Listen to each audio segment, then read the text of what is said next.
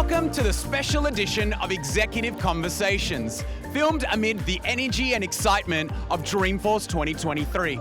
I'm Leandro Perez, ready to be inspired again by the vision of our global leaders. We've already had so many incredible conversations. If you've missed an episode, you can catch up at sfdc.co/conversations.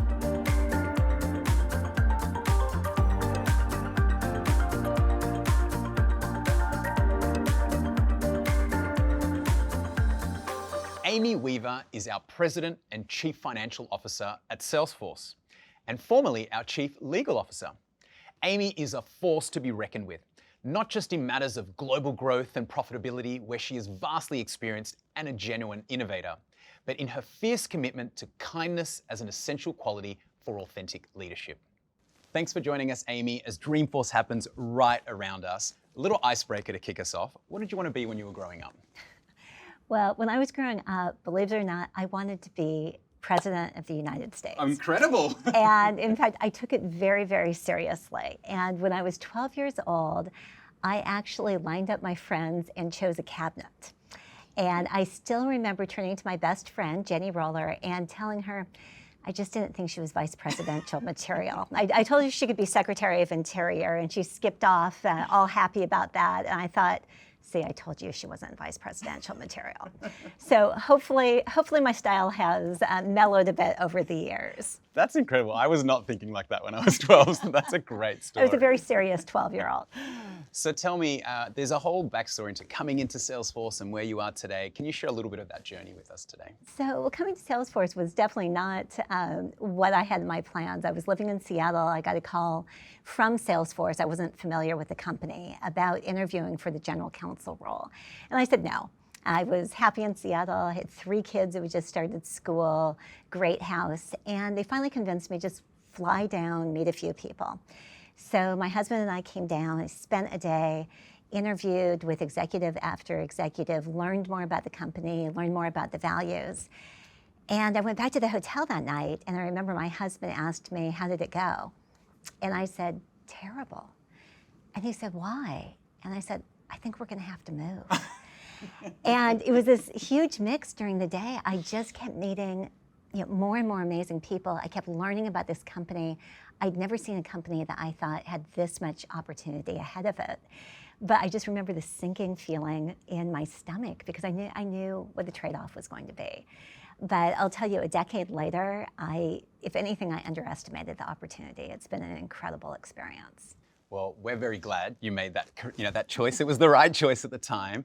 And let's fast forward because that's where you started. But now, CFO of Salesforce, I don't know if you would have thought that when you were joining. Tell us a little bit about that. I absolutely would not have. In fact, it's almost 3 years ago this week that Mark called me out of the blue and asked me to consider being CFO.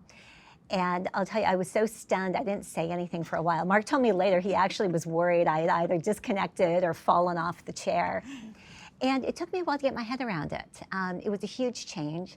I don't think this has ever happened for a Fortune 500 company in the past, with someone going from the legal seat to the financial seat.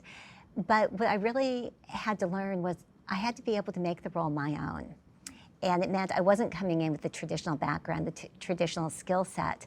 So I needed to figure out what were my strengths and how could I make that role something that really worked for me and worked for the company.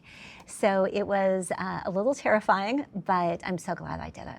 Wow, a trailblazer, truly, like many of our customers, but you too are a trailblazer. So thank you, Amy, for sharing that. Now, the CFO role, as you mentioned, you've made it your own. You now talk to CFOs all around the world. Yeah. What's top of mind for a CFO? Obviously, right now we're in a unique macro environment, so maybe you can share a little bit about those conversations. Well, it's interesting, just looking at the role of CFO to begin with. I think of all of the roles in the C-suite, it's probably evolved the most over the last couple of decades. You go back 20 years ago, the CFO was almost inevitably an accountant. Almost inevitably male. Yes. And it's kind of where you went to get the books closed, and that was fine. Now I view it as one of the most strategic roles in the company. Everything flows through finance, the strategy, where the company is going. You have to know the products, you have to know your customers, you have to know how to get things done. The role has changed, and I see that with CFOs too. I talk to CFOs all over the world, and they come from every background you can imagine. In terms of what they're looking at, what really strikes me is how similar the issues are. So I meet with CFOs in Australia and in Europe and in the US, all sorts of sizes of companies in different industries. They're all focused right now on efficiency.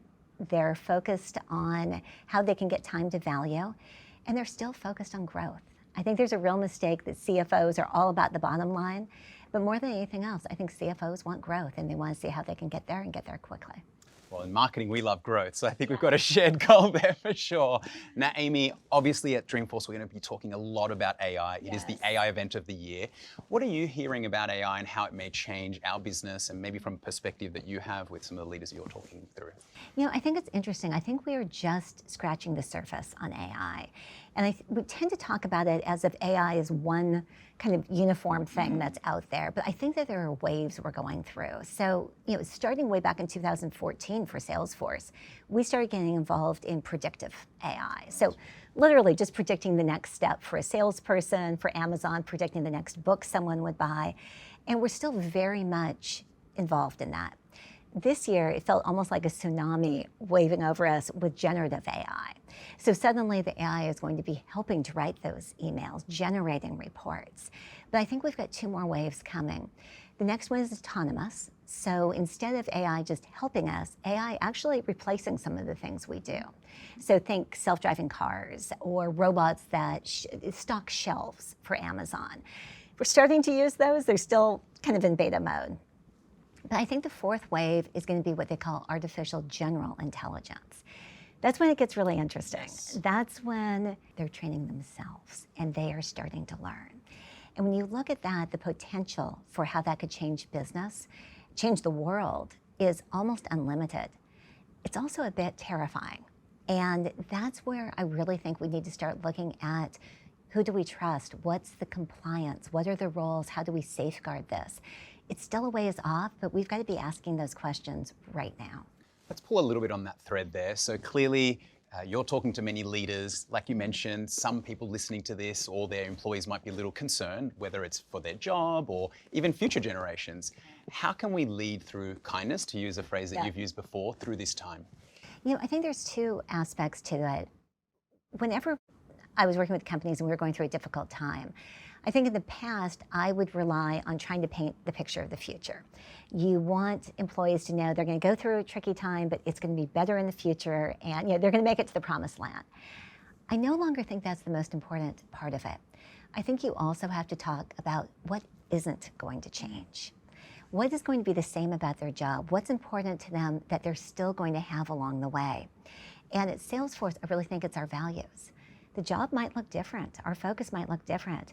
But we're going to be focused on trust. It's going to be customer success, innovation, equality and sustainability, almost go without saying. We need to talk about what isn't going to change. And I think at Salesforce, it really is our values and our vision.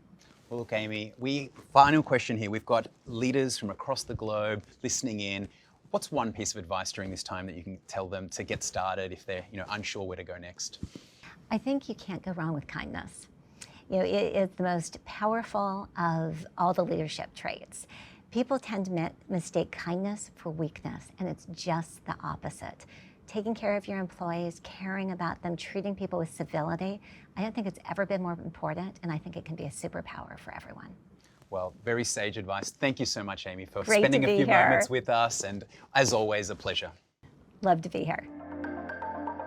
I want to thank all of our incredible guests for sharing their thoughts on some pivotal subjects, including their AI perspectives. For more of this special Dreamforce edition of Executive Conversations, head over to sfdc.co/conversations, where you'll also see some interviews that we caught right here on site with Parker Harris, Amy Weaver, Peter Schwartz, and some special customers. Thank you for tuning in to our Executive Conversations Dreamforce Special. See you next time.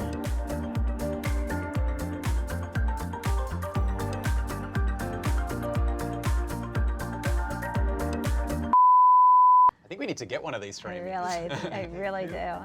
Marker sticks one. Anything you want to recut? I was trying to get to your cut, so I threw an extra one in. All right. Okay, I was like, hold on. I was like... There's an extra question.